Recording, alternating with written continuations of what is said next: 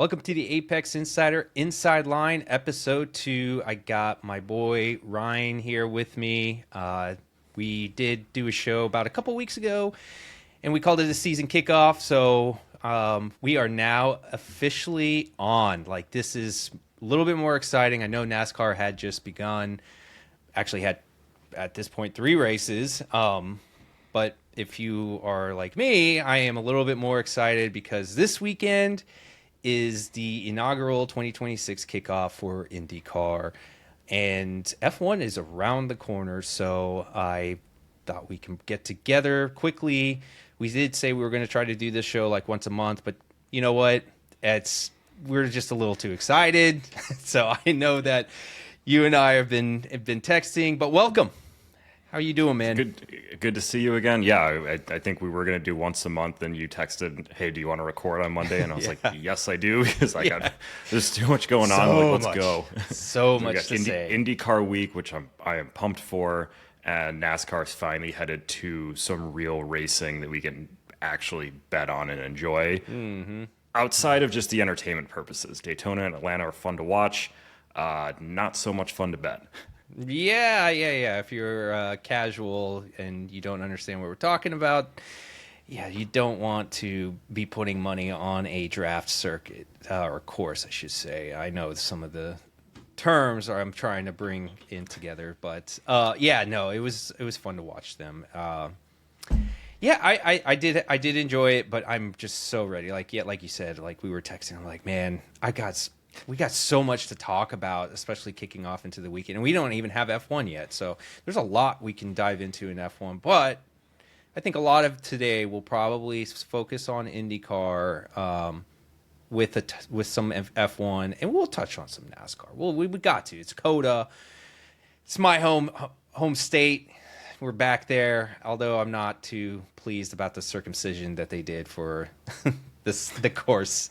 I was kind of hoping they would go back to the original. Yeah, man, I love that. That was so awesome. But yeah, let's just to kind of go back to the last episode. So I did claim SVG and Zillage Trackhouse Racing as my team, and that is stuck. Like, that's my team. I mean, SVG, he got into P6 yesterday, so I was super excited about that. Unfortunate for Zillage. We did touch a little bit on IndyCar. We did talk about the futures odds and how that moved. Since then, we've had Sebring testing, we've had Phoenix testing. So there was some activity there that we can talk about. But does that change anything in my views from the last, which is Pelot dominance? Absolutely not. I still think it stays the same. However, there's some things that I thought we can probably touch on that will impact, especially if you're trying to look at futures market and how you want to look at that. And then in F1, lots of different changes after the second week of testing. Man, I could take you through a timeline of how journalists have been like just posting different hype and doom and whatever. But to me, Merc is back. Mercedes is still back. That hasn't changed. There has been a little bit of movement in terms of like Ferrari, obviously with Aston Martin. We've heard it's a lot of Ferrari and a lot of Aston Martin movement, both in opposite directions. Because apparently Ferrari's still hiding something. Also, Ferrari is apparently the only team that can start on the grid, and Aston Martin can't do anything at all. I was thinking. We had a team showed up to Barcelona without a car, and they're not even like the worst storyline. Like somehow Aston Martin has surpassed them in terms of like the worst outlook for the season. Like, that's insane. It's just I think I read they only did like something 400 laps total over this car, while everyone else, I can't remember exact number. Either way, they weren't able to come. Like, it's just amazing. I could take you through that timeline because I was so curious. I've been getting so frustrated with how, like, you see a bunch of new accounts out there that are posting, oh, Aston Martin's back, Newey this, blah, blah, blah, whatever. And then not even a week later, it's like, oh my God, like Honda is just not like doing the thing that they were expecting, and just reliability issues, so many different ways. It was crazy. But either way, we'll talk about that.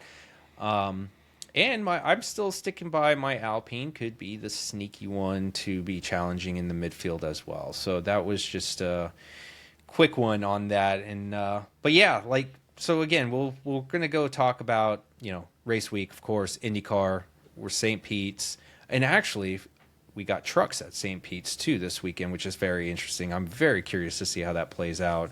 And then F1 testing again. Now it's over. The season is begun. I think we feel like, sorta. I don't want to say we know, but no one knows how we feel like the structure, the pecking order will be. And then maybe we'll look into a little bit of COTA. But let's get to IndyCar because that is the hot topic. So we're at St. Pete's. But number one, we do have a few news. Honda and Chevy are committing to supplying the engines until 2028, which is actually really good. I'm glad that it still brings some stability. We're still going to see some of the same teams dominate, like Ganassi, right? And it's good because, they just changed to the hybrid. There was a learning curve from that last year.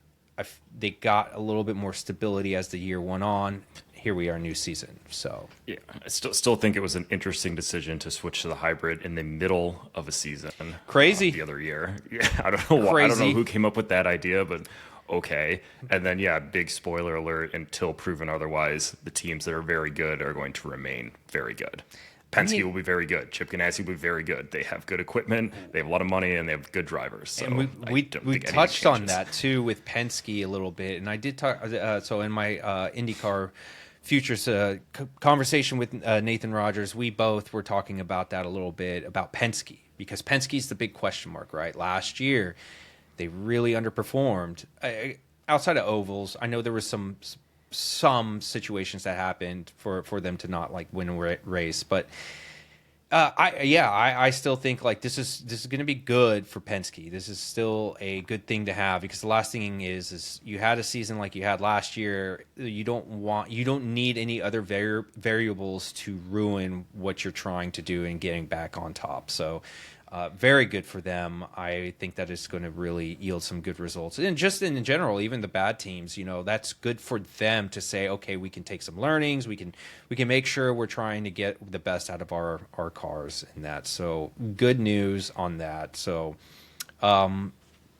before we get to actually the Phoenix testing, I do want to talk about the latest news, which is the tire changes, which is I don't know what to say about it, but the change is that they're requiring 2 stints on alternate and 1 on primary on these races, and I kind of hate that because you've just now. I know it kind of puts everyone on a level playing field, great, but the whole point to me is strategy. That's what makes this racing series or any racing series just better. And they did this in F1 and I was like, this is stupid.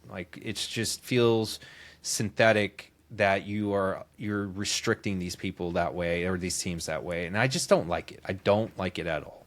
And I don't know, what do you think? I mean, there's a way this plays out where it maybe makes the race more entertaining for most viewers, although it's kind of dirty because it's a little bit manufactured. It is. And, maybe it brings in some extra eyeballs. There could be positives from that. I don't love it. We're both purists, so I knew when this came out, we were both going to hate it. Mm-hmm. I'm willing to give it a shot and just see how it plays out before I really rip on it. I don't know, maybe in our episode in a couple of weeks, I will be like, this is the stupidest thing I've ever done. Get rid of it, please. Yeah. I feel like I might be, but we'll just see how it plays out for week 1. It does make me a little less. You would introduce variants. I don't want to lay prices from the betting standpoint. I actually think it could be very interesting to look at this from a live perspective. Our book's not going to adjust for someone needs to make an extra stop. And then outside of the betting lines do you see anything funky early on in these races? Do you just pit after lap 1 if there's a caution? Just get that stint out of the way? I don't know. So it could be interesting. I don't love it. It seems fake. It's manufactured, but I guess we'll just see how it plays out. Maybe it's fine. Like, I don't know. Maybe, but I think my gut and kind of like to what you're saying is this feels synthetic. I don't like it. Put it on the teams. Put it on the drivers. That's to me what makes it more interesting. I don't see it being interesting if you're just requiring everyone to do the same thing, right? And like you said, I think last year in St. Pete's, yeah, I believe like that's where teams would definitely, after a caution and probably going to happen on lap one, people might just get off of that and say, okay, let's jump on the primaries and just, we got one of our alternates out of the way. We can use the second alternate another time, right? I just don't like it. I just put it on the teams, make the decisions, make the good and bad decisions when they need to make those good and bad decisions, because it's that aspect that I actually really like. It just makes me feel even more confident that like Dixon will win a race he probably never should have won because of some weird strategy call and the tires and whatever happens. And yeah, and I guarantee you there's going to be races even for like us, if we're betting it, we're going to be it might be better from that perspective because it's a little bit more predictable in a way. Not very predictable, but it's predictable that they're going to have to take two alternates and one primary, when in the past it was a little bit more like you don't know when they're going to do it and they might change it in race, right? So yeah, I'm not too fond of it. I just leave it be. I don't like it. I don't like it. Yeah, I agree. I think at no point has any problem with IndyCar ever been the quality of the racing. Yeah. I think they're trying to fix something that doesn't exist. But again, I am interested to see how it plays out. I'm interested to see how books handle this live. I'm interested to see who starts on what. Are there going to be predetermined, let's get these off right away? Is it going to all fall down to cautions again? I don't know. We'll see. I do hope it works. I'm not super optimistic, but yeah. Yeah, me too. Race one. Me too. It'll be fun. All right, well, let's get to Phoenix because that testing happened, and it's. I think there was we saw Penske look good. I do have a little tidbit for you though, which is interesting. Someone in our Discord actually has some insight on Will Power in the Andretti car. And it's funny. I was like, what? He knows an engineer somehow. And without getting into the weeds of it, basically he said he was giving us little tidbits throughout that week of testing. And he said, Will has not been liking the car as much. So I'm like, okay, all right. So there's some already early tea, I guess you could say, about Will Power not really truly enjoying this car and the setup, and I there's some other tea. I won't get into that, but I'm starting to now flip my script. Not to say I was like really extremely bullish on Will Power going in, but I thought, change teams. He's got fresh start, something else that he can really have the energy for.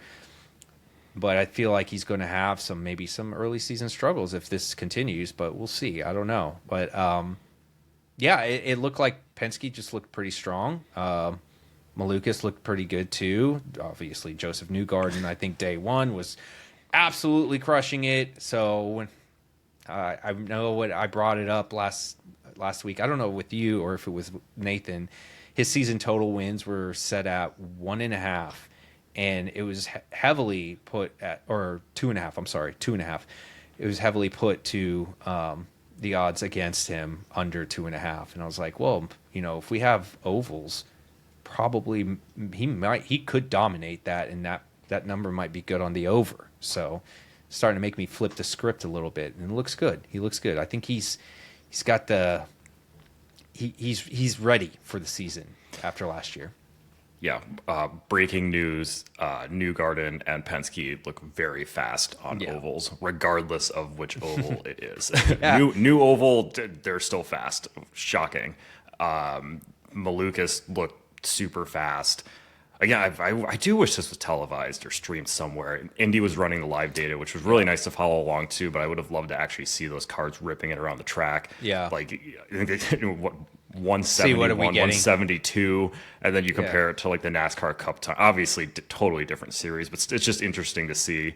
Yeah, I just it just made me excited for the Phoenix race. I don't know how it's going to play out. It might end up being a boring one, but I'm just excited to see Indy on an oval and a new oval. And I assume Penske will find a way to win the race, or at least be leading late and find a way to screw it up. But we saw that all last year. Yep. But yeah, and actually, one of the first things I did is after seeing the Lucas top those testing times, every book has Indy 500 lines and nothing else, and it was like he was 10-1, and I was like, okay, that's not playable. But No. I was hoping to catch a rogue like high number on that, but yeah. So none of my opinions have changed that Penske will win almost all of the ovals. Yeah, no, I'm with you there. And I've been high on Malukas going into this year. I liked him for the past few years, and I think especially last year, I was like, he's looking a lot better. So I'm interested to see how he's going to play out this year. But I'm definitely I'm the same way. I'm intrigued to see how Phoenix plays out for them. I mean, we go straight from St. Pete to Phoenix to the Arlington GP. It's going to be a busy one. And again, something we brought up too was when, especially if you're looking at markets the way we do, the variable of we have two new street courses at this point now. So Arlington GP, and then we have DC, right? That's the new one, and then we have Phoenix added to the calendar. It's going to be interesting to see how that plays out because we have two new races. So you have St. Pete, we've done. We have some data behind it. And then we go straight into two races where it's like no one actually truly knows what's going to happen. We do now with testing, but that's testing, right? Like we don't truly know. We can kind of feel a pecking order, but it's still testing. It's going to be interesting to see then how the next 2 weeks. And then I bring that up because right now Palou has the highest, or the odds, the favorite odds for winning the championship. And a point that was brought up in our last podcast was it might be too soon to take Palou because he may not dominate Phoenix. He may not dominate even at Arlington. We don't know. I mean, you would expect. But if we go in, he doesn't win in St. Pete and then doesn't win in Phoenix, he might have actually more favorable odds for you to take. So something to consider if you're looking at the championship odds. What do you think? And I love the schedule. I am so excited for these next couple of weeks. Like it felt like sometimes they lost some momentum after St. Pete opening the season. I am so excited for the way that they're rolling out the start of the season. And to the Palou point, I agree with. I don't remember who said that, but whoever said that, I'm in on that just because. I mean, he should be the favorite in St. Pete. But the tire thing we just talked about, you introduce a level of variance, it makes Palou Palou is less likely to win than he was before the tire announcement. I know this was announced a bit ago, but kind of really looking at what the odds are going to open at now, the more variance you introduce, the less likely a favorite is to win. But yes, I still expect him to probably, I mean, he should be the favorite. He's deserved favorite for St. Pete. I would never make him the favorite at Phoenix. And then the other track is a total unknown that we don't know anything about, which he probably should be the favorite there too. But again, like he's less likely to win these races than a lot of the races he won last year. So I don't hate the idea of waiting 3 races and you either get a better price or whatever. You're just going to run away for the championship again. And you don't want to wait till however long to get paid out on it. Yeah, no, I'm with you. Well, let's stick on topic actually on that. I'm going to change this up a little bit. I know we were going to talk F1 on that, but let's stick on this IndyCar topic and let's talk about, what do we think is going to happen for the next 2 or 3 weeks, two or three races, I should say, kind of just to see what predictions we might have, or maybe just I know it from an odds perspective. I don't know what we're going to see. Usually Caesars is the first one that posts odds, but yeah, expect Palou to be probably a 4-1, 5-1, or something like that, and then you're going to have probably Kyle Kirkwood up in there too as well. It's really tough, man. I don't know who I really want to go into the season, taking on any odds, but obviously I'm just hoping I can get Scott McLaughlin 8-1, 10-1 even. That would be great.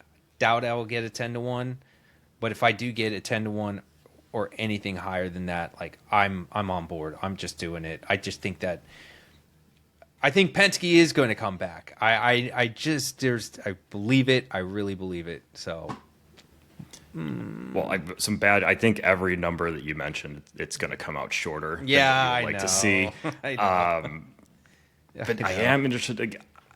St. Pete, I think we'll see line pretty similar to last year. Palou even shorter. I was going to say maybe I'm way off base, but he's probably going to be like 2-1. It's got to be, right? Yeah. Like 2-1, and you're like, what are we doing here? Come on. And again, I'm not that interested in backing him at a short price with this new tire stuff in the first race of the year. It's the first race of the year. Like, I expect to see a lot of things similar to last season, but at the end of the day, it's like it is different. You got some new cars, some new teams, new drivers. Yes, he should still be the favorite. He shouldn't be that short, especially now with this kind of weird new pit stop rule. But yeah, I'll just look to play most of St. Pete live. I don't know. I don't think I'll have much going into it unless someone hangs something way off market. You know what I'm hoping for? This is a Grosjean matchup line. Give me any Grosjean matchup line. Please give me one. I do not care. I know you guys posted his line, and it's funny in our Discord. There was someone that was like, I'm willing to take your action if you think that he's not going to finish in that like P16. I think it was P16, P17. I was like, give me the over. Give me the over. I'll do it. Fuck it. I will do it. So, where do you think he goes? Where do you think he ends up? You think he does good? Do you think he does good? I won't put you on the spot of where, but do you think he does good? Well, I think you can kind of tell where I think he's going to finish based on the GridRival line. I won't put you on the spot with that one, but like, yeah. Do you think he comes in and just gets it figured out? No. Yeah. I hope he does, but if I had to choose, like, I think there's a higher likelihood that this goes poorly than there is that he surprises to the good side. Yeah. I'd like to be wrong on that, but I just don't. So really you like the guy? You like the guy? Yeah, why not? Like, I think he's a good storyline too. Like, I think that you can never have enough storylines in your sport, and especially IndyCar always looking to get in front of more eyeballs, get more media coverage in the motorsports world. So a guy who ran F1, I mean F1's obviously huge.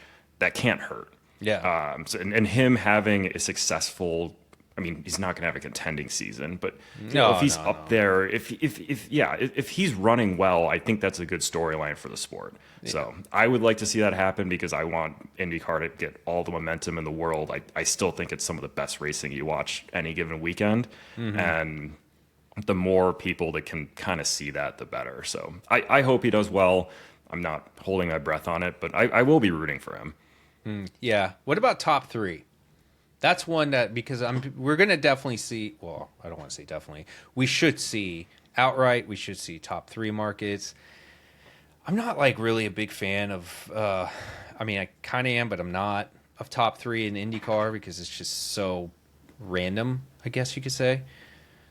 But that feels like it's going to be very hard to predict for this upcoming race. I don't know. Like, in odds, of course, you're probably going to see Palou at like a minus 180 to 200 to kind of begin, maybe even shorter than that. But outside of Palou, who's the one? Who's the guy that's like, this is the guy we should be taking? Or a long shot.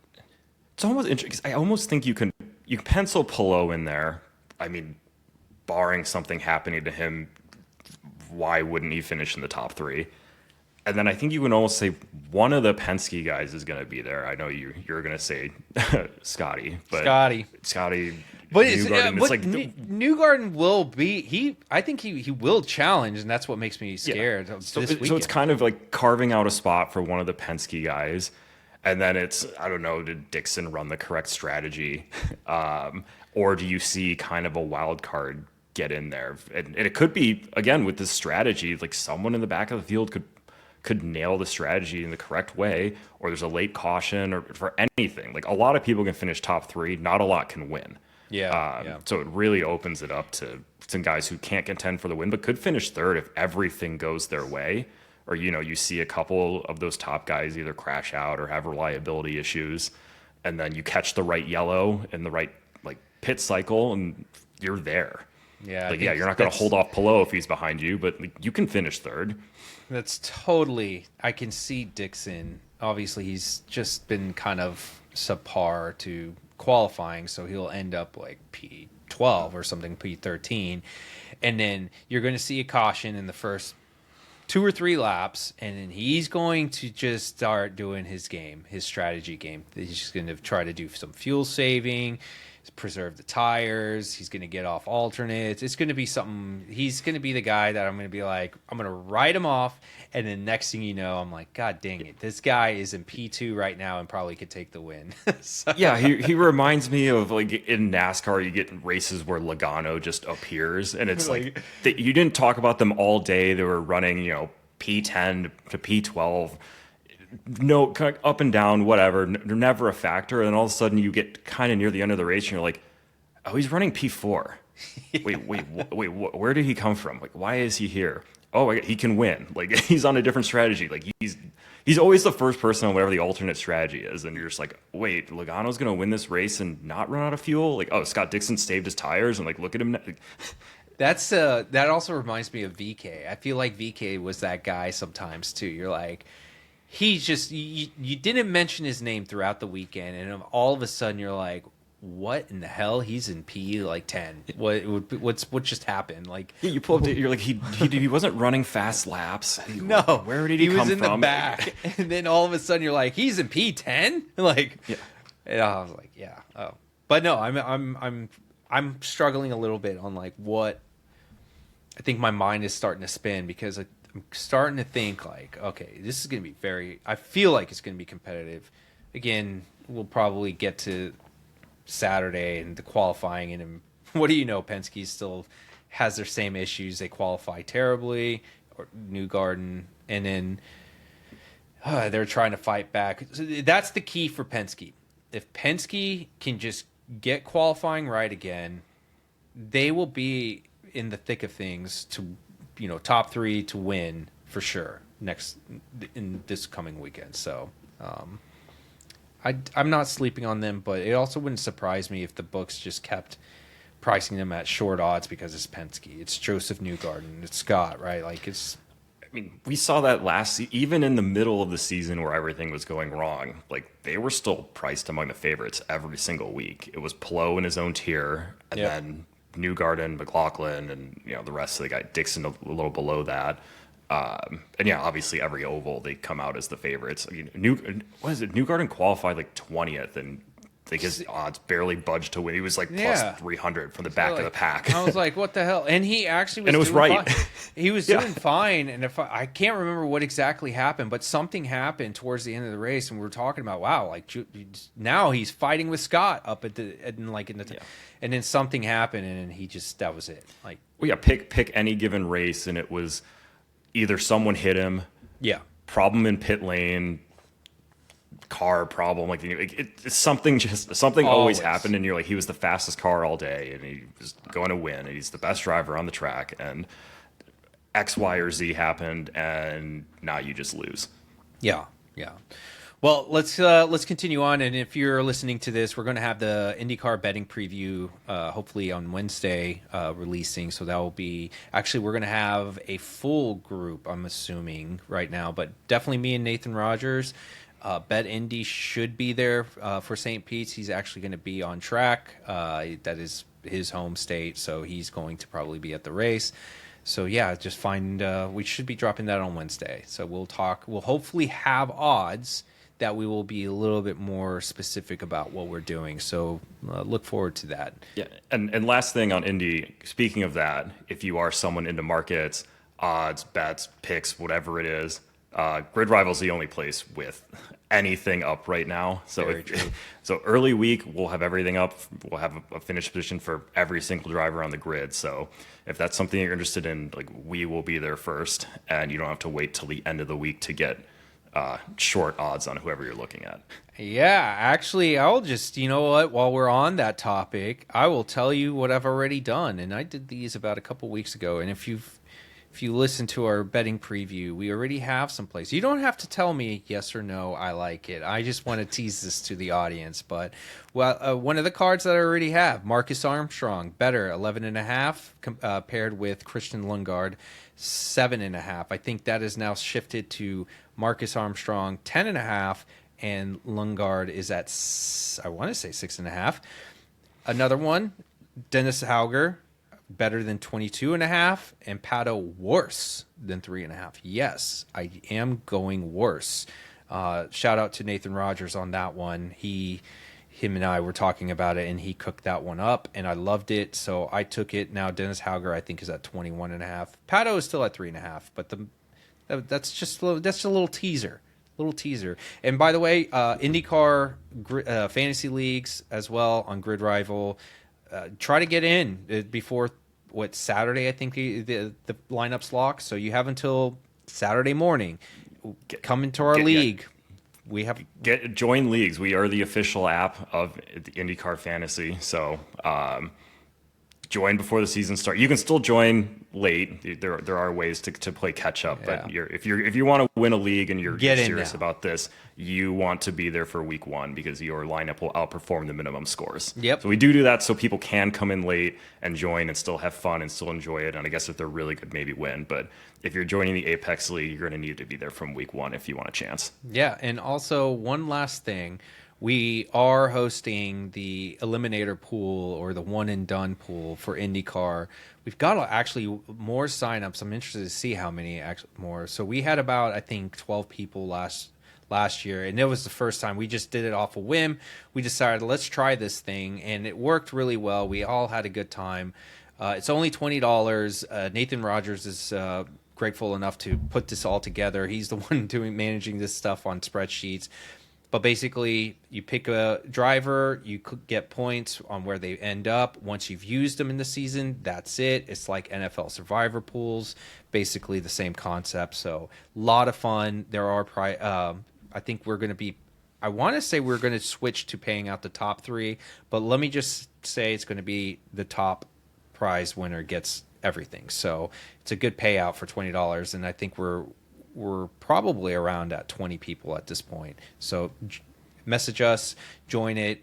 But let's move on to F1. That is my favorite, of course. I obviously love IndyCar, but yeah, let's get to F1. Testing is done. Lots of news. My God. Ferrari. Let's just start there because they're so hot right now. They're so hot right now. So, man, well, let's start with the advantage off the start. I mean, I know that's been kind of the talk, and I got to say, I saw testing and I was watching, and you know, at the end of testing, they do just a practice start, and I think it was Leclerc. He just off the line. It was like watching a Tesla just floor it right up as soon as it goes green. I mean, he was off. He was a rocket ship. It was like being in an intersection. You have a Tesla next to, like, I don't know, your grandma in a minivan, and you're just like, oh, that one car moves and the other doesn't. Just went like crazy. So I was like, oh man, maybe this is real. And then I will say I kind of tempered a little bit because I watched the last day of testing as well, and it looked like the Mercedes and some of the other Mercedes power units, they look like they were a little bit closer, even though you could still see that there was some advantage. So how much are we buying into this? Are you buying into it? Obviously, the markets have.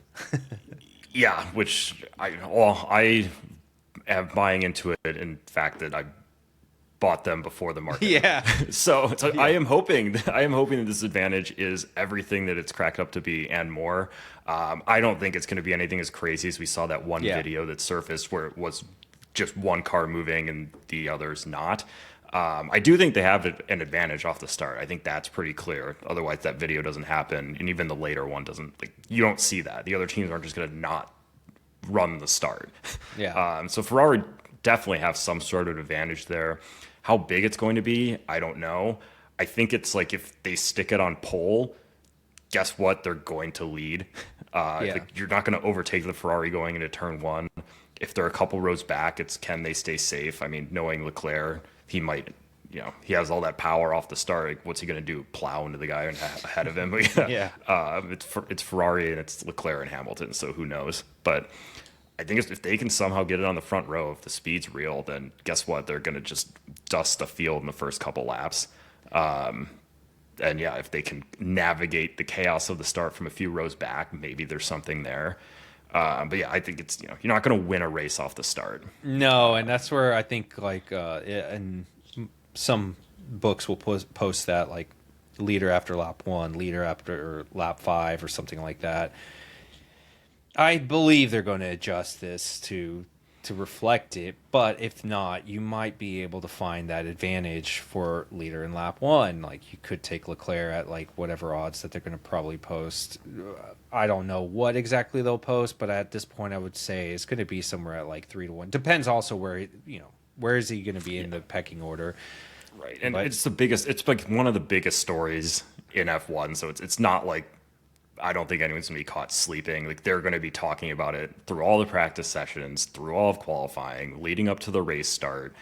It's just all about, Ferrari's good at starting, and they have a cool rear wing that I think I saw that video 7 million times. I was going to bring that up. I woke up and I was like, this is all I have. Like, ooh, their wing goes the other way. Whoa. Yeah, some guy just put it on backwards kind of deal. It's just like...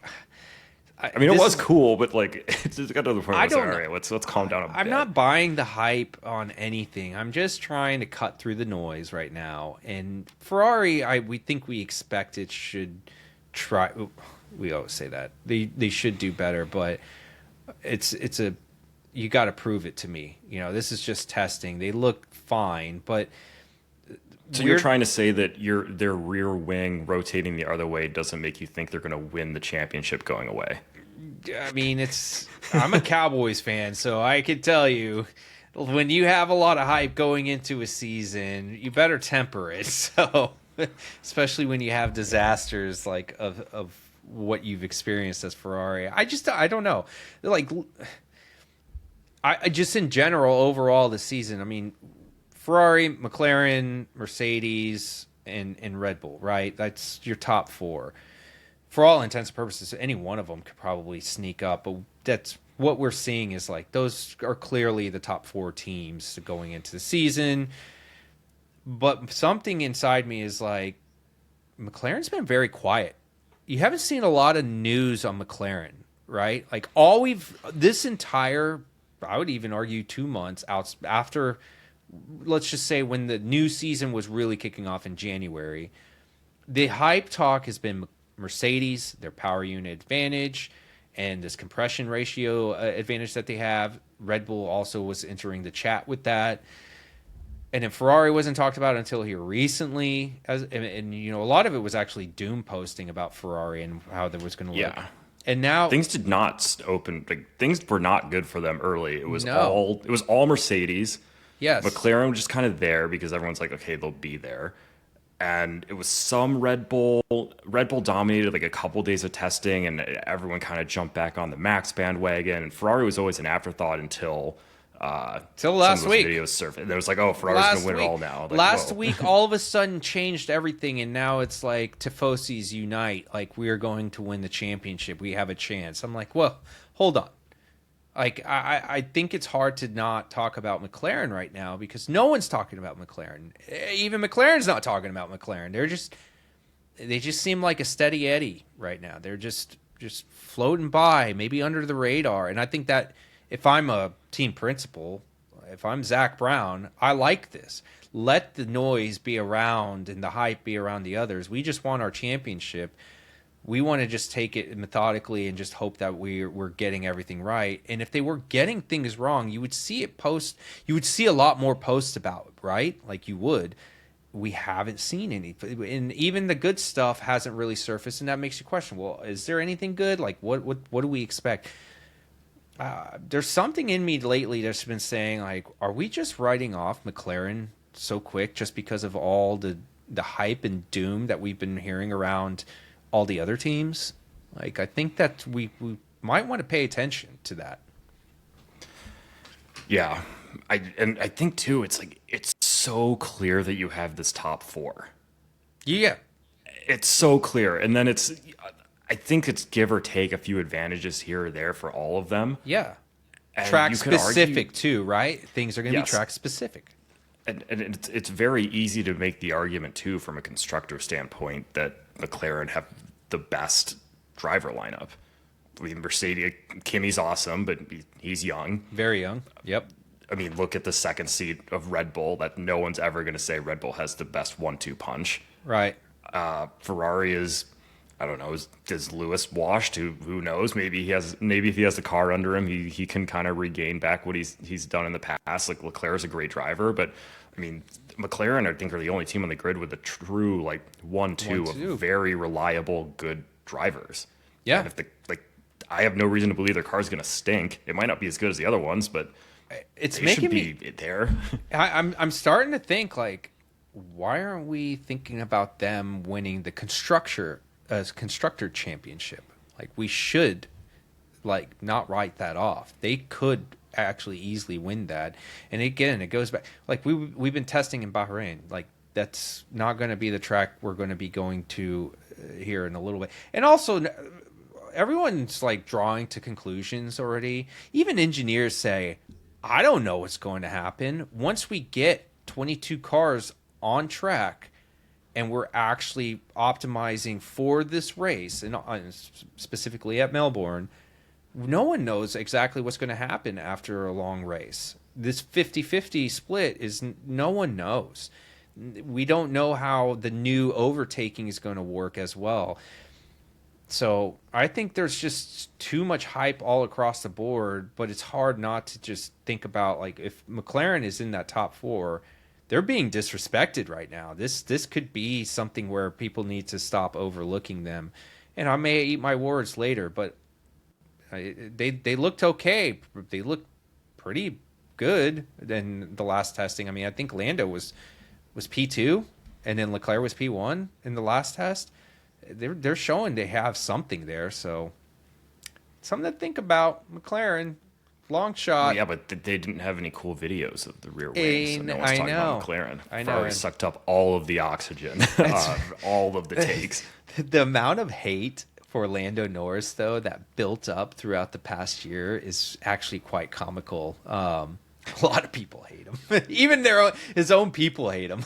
So it's like weird. It's just, what a weird fucking thing that's going on. So I said I was going to try to curse less, but there it is. Yeah. It's about Lando. It doesn't count. Yeah. But like, look at Piastri. I mean, maybe he's at his home race. Might have to consider it. But one thing, though, that was very interesting was breaking news for Red Bull was the chief designer, Craig Skinner. He actually left the team. I think that's really telling about Red Bull. I think they're just that personnel that's it. The dream team of, them winning the championship from 21 to 20 to 24, it's over. They lost a lot of key personnel, and that's like the last one of the key guys for Red Bull dominance to happen. And this is going back to the Vettel era and then into the Max era. So, like, it's a key guy that they're losing. So I'm very interested to see how that's going to play out for them for the next couple years. Yeah, I don't know how big of a deal it is, but it's probably not good. No. Like, it's something that's probably bad, might not be that bad, could be really bad, hard to tell, but it's definitely not good. No. And I think what you can see is this domino effect. If Red Bull and Max do not get to expectation. An expectation for them is they should be trying to challenge for a championship this year. If you think it's less than that, you've got a problem, because that's why Max is there, right? That's why they have this whole thing and trying to get organized there. If we start seeing that, the whole Max to Mercedes conversation is going to come back and resurface for sure, and it's very likely it could happen. Very likely. Oh yeah. So I think that is not talked about enough, is them losing more key personnel and how that's going to impact their future. So, well, we talked a lot about F1 and especially IndyCar. Let's quickly just touch on COTA before we wrap up. So, COTA NASCAR. What? Someone did. The first COTA lines did just drop like 5 minutes Oh, yeah? ago, so I was like a little distracted looking at that. But tell me. Talk to me. yeah, so you'll never guess who the favorite is. I want him. But wait. Let me guess. Okay. SVG is minus 180 to win. Sitting minus 110. He was kind of What? like, I think he was like 120 to minus 110. He moved a little. So I missed some of the opening movers. But Wait, is it this seems to have settled. O'Reilly's, or are we talking Cup? Cup. Oh, I was thinking O'Reilly's. Okay, Cup, he's okay. minus 110.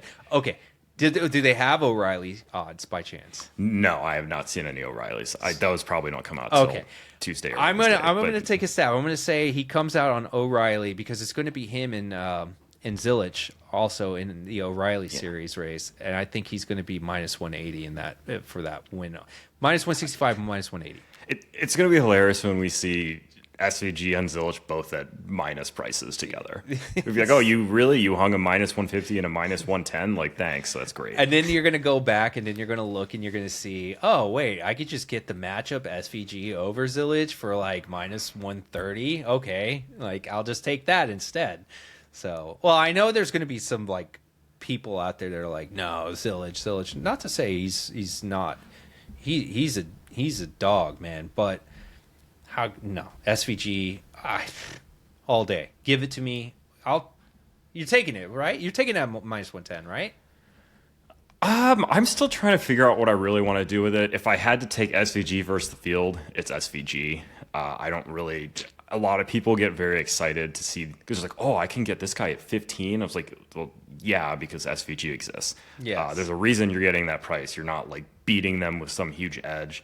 It's the race. The thing is, though, it's a NASCAR race. Weird things happen. Oh, I know, and they have cautions. They're trying to get stage points. Oh, totally. Yeah, if the race runs clean and SVG runs clean, guess what? He's going to win, and it probably won't be close. He can probably overcome a couple things going against him just because he's so good. But you get the yellow falls at the wrong time in a pit cycle. Someone spins you out going into turn one up the hill on a restart. Like, yeah, it's a very real situation where he doesn't win. But that's in my mind, and when especially with NASCAR, because you have the stages, you have way more cautions that happen, especially at road courses.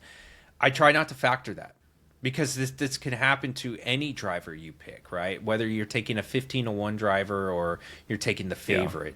Yeah. But you have to be very aware of it if you're going to play a winner at even money. Yes, you gotta, I guess, manage your bankroll when it gets to that situation. Obviously, I'm not throwing the house at it, but I'm not overthinking it. I did this last year.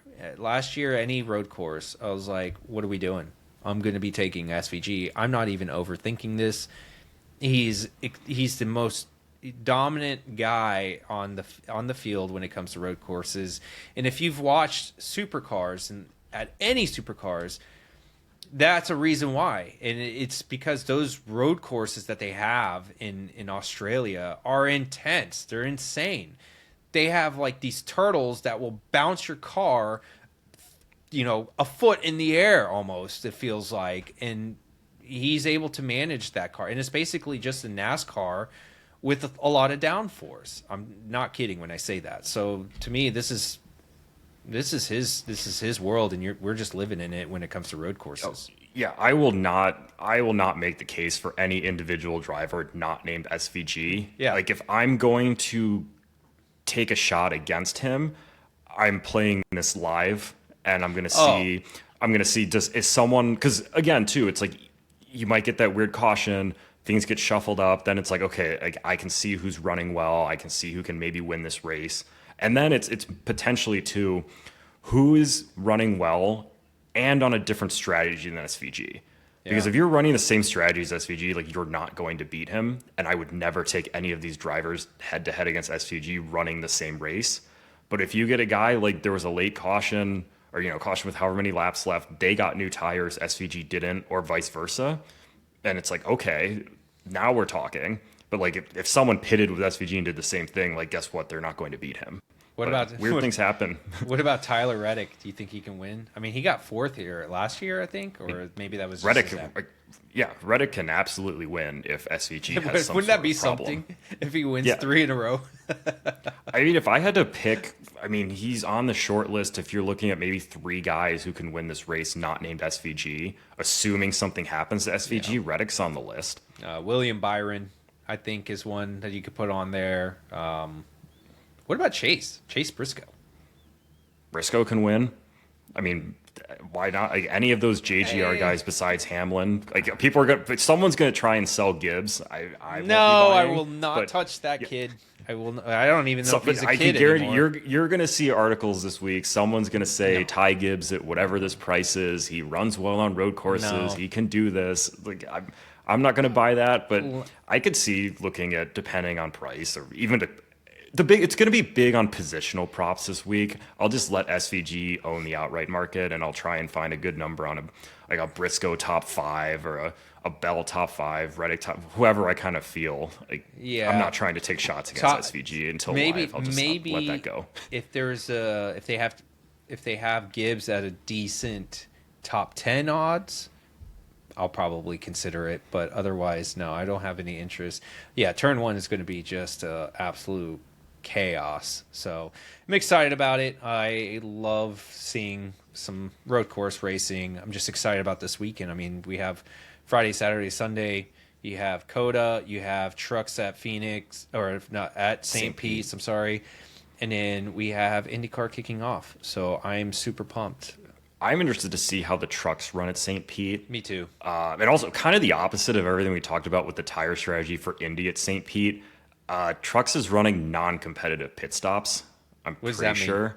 What's that mean? It's you go into the pits and you can't gain position. It was like, did you watch the Lime Rock race last year? They would all pit, and if you pitted coming into first, you just stayed. Like, so Corey Heim led every single lap and won. And it was like, you can't pass anyone because they have all the crews. A lot of the crews are not there because they're at Coda. Oh. So they do non-competitive pit stops. Like, is it a forced caution? I don't remember that from Lime Rock. I don't think I actually was able to catch the Lime Rock race. Yeah, it was boring. You didn't miss anything if you did not watch Lime Rock. Probably why. I don't it could be the exact opposite at St. Pete. It's just if someone who's good sticks it on pole, they might not get past. So is Corey Heim actually racing in this? Yeah, maybe. I have not seen. We just posted. I don't think. So we'll see. We'll see what it is. Yeah. Well, man, this was great. Any last thoughts going into the weekend for Indy, Coda, or hell, F1 if you have something there? Not a ton. I think still. I mean, got some thoughts on USA Hockey winning the gold medal. Oh my god! I know we were texting through that a little bit. Speaking of what we were talking about this weekend, you know how many times I watched the highlights? I watched the highlights because I played my game last night, and I went home and I was like, man, I'm tired. And I put it back on Peacock, and I just rewatched. I kind of skipped through some parts, rewatched the whole thing. I just can't get over it. That was just amazing. Awesome. It was amazing. Yeah, I don't even know. There's not that many words, and the under was sweat free, so that was great. Oh too. yeah, we were both on that. Well, I took money line just because I was like, I'm going down with the ship. I'm going down with the ship. I don't care if this is money being lost. I'm taking USA money line. I did do that race to 4 as well. I actually bet online. They allowed me to do SGBs, and I did that race to 4 with the under. I went nuts. I live bet the 5.5. It was just It was bliss. That under was amazing. I love that under. Bliss. Yeah, and that was my thing. Like, this is why I love Olympic hockey too. Is betting NHL impossible. It's if you tell me you have an edge, yeah, right. You don't have an edge. Maybe you have a way to get to it in volume and whatever else. But if you tell me you can hit 60%, I would call you a liar in NHL. That's just super hard to do. But when you bring the Olympics, where now the skill gap is kind of either stacked between two teams, it becomes tighter. I was just destroying the books when it came to women's hockey as well on the unders. Like, I just kept taking women's unders. Hockey unders were very fun. It was like not even thinking about it. Under. Live bet. If they scored early, I'm taking unders. I mean, I think I maybe lost 2 unders, 3 probably. Actually, the one that really was disappointing was that Finland Slovakia, where I was like, it was 2-1 with 10 minutes left, and I'm like, oh, we're gonna get under 6.5, under 5.5. Nope. 2. None of them. The coach definitely had to win his slip, man. It's fine. I get it. He just had to get it. So I'm gonna miss it. Nothing to lose for Slovakia. Nothing. Oh my god, I'm gonna miss Olympic hockey though. That was fun. So good. I'm so upset. It's like after that week, especially the elimination games, now I have to go back to watching Blackhawks hockey. Is going to be like the worst come down of all time. You must have enjoyed Bennington's downfall, didn't you? I know you did. I am notably not the biggest Bennington supporter. So yeah, well, I'm with you there. I'm as a Stars fan. So I was glad to see that. Yeah. Yeah, I was like, oh, thank God. God, if he won one, I was like, oh. No, but I think so NHL we're starts the champions back. hockey champions of the world, and now we're off drafting tracks in NASCAR for a while. We've got a great. Oh, I'm so excited for this part of the schedule, especially post-COVID. We head to all these great ovals. I know. So I'm so pumped. We made it through the drafting tracks. I threw a couple darts at each one for not much money at all. They all missed. That's so is life. Yeah, I think that was the only one that really hurt because you get upset, like you lose. Okay, of course, like I lost on a drafting track. Who cares? But like for Majeski to be contending and then full screen commercial on a shortened race, which took forever, and then it's like you come back from the commercial. It's like, hey, guess what? Majeski's 5 laps down. I was like what happened? What happened? He was in the top 3. I was like, this guy's going to probably win this race. Nope. It's like no, you get a Peyronie's disease commercial instead, and like now you come back and your driver's done. Like, oh, cool, that was really fun. Oh my god, they kept putting that damn commercial. I was like, Jesus, stop it already. And then O'Reilly was, good for Ross Chastain, I guess. I know people were very psyched that he took Austin Hill out. Melon Man, we salute you. I was like, finally someone did it. One of your Trackhouse boys. You just got like you're all Trackhouse right now. I guess I am, man. I was like, if this guy wins another one, and I guarantee you, every person out there was like, thank God that supports NASCAR. They were probably just as excited. I mean, it's funny. I think one comment was like, "Has anyone tried to just wreck him at the end at these tracks?" And it was funny. It's like, you know how if you're on the For You for Twitter, it like shows older tweets and stuff, and like a couple hours after the race, like a lot of the ones were getting engagement that was like, oh, look, whoever wrecks Austin Hill will be a legend, or like someone please wreck Austin Hill, and then it's like, oh, there it was. Well, there it is. It's funny to go back and see, and then with Cup, cool, good for Reddick, 2 wins in a row. Good to see Michael Jordan get some airtime, but yeah, I'm just excited to be done with Daytona and Atlanta. They were fun to watch, but I'm ready for some this part of the schedule now. I did not listen. I did do a few punts. I didn't do anything like full units on these things, but yeah, it didn't work out well. I think I ended up -2 units down for the weekend at Atlanta, combined with probably another -1.5 units for Daytona. I am also glad, and I mean it this time. If you text me saying we should take on this bet for Talladega, I'm going to say no.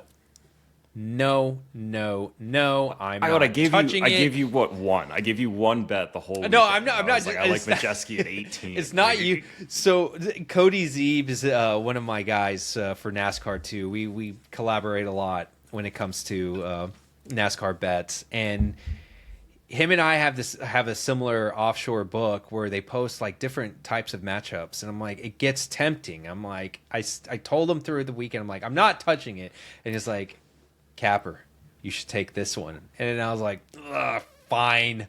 If I got to back Bush over, I can't remember who I backed Bush over yesterday. Of course, what does Bush do? I hate backing Bush. He wrecked. He wrecked, and I was like, that was done. Yeah, exactly. And I was like, oh, God dang it, Zeeb. You convinced me. And then it wasn't just that. He convinced me just on that one. He's like, this is the only one I'm taking. I'm like, oh, surprise. But then I went down the list because it's a laundry list on there. And I was like, oh, I kind of want this one. I know. I think I threw a couple of darts, like all fractions of a unit. You know, it's like I'm down almost nothing. I'm still bitter about the clash, and I think I had like 40 cents or 50 cents of CLV on like 7 different matchups and went 2 and 5 somehow. Yeah, it's not worth it. I said I'm putting my foot down.